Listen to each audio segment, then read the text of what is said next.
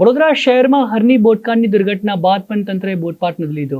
કલાભવન મેદાન પર તાલીમ વિનાના સ્ટાફ સાથે રાઇડ્સ ચાલુ કરવામાં આવતા લોકોની સુરક્ષા સાથે જોખમ ઊભું થયું છે.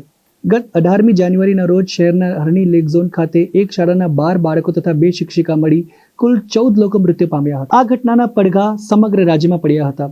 આ ચકચારી બનાવને લઈને સુરક્ષા સંદર્ભે અનેક સવાલો ઊભા થતા સફાળું તંત્ર જાગ્યું હતું અને શહેરના સયાજીબાગ ખાતે બાળકો માટે ચાલતી જોય ટ્રેન, કોટના બીચ સહિત ચાણોદ અને તમામ નદીઓમાં બોટ બંધ કરવાની સૂચના તાત્કાલિક ધોરણે આપવામાં આવી હતી.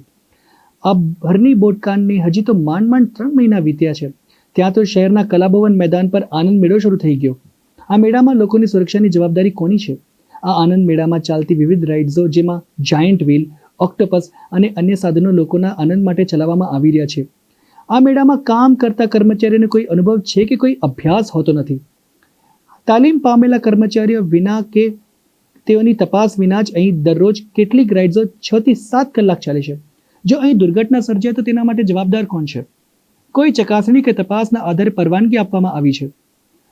પરવાનગી કોના દ્વારા આપવી છે?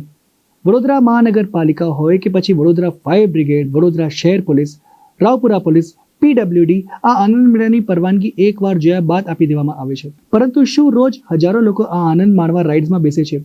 રોજ 6 થી 7 કલાક સુધી સતત આ મશીન ચાલે છે.